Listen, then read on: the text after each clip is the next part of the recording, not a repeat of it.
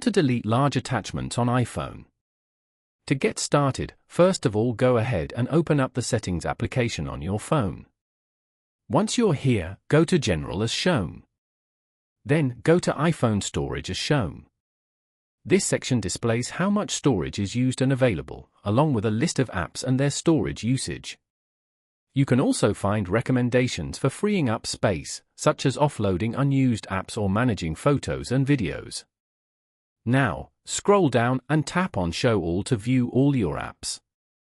And then, go to Messages. Once you're here, you can view the app and its documents and data size. Here, go to Photos.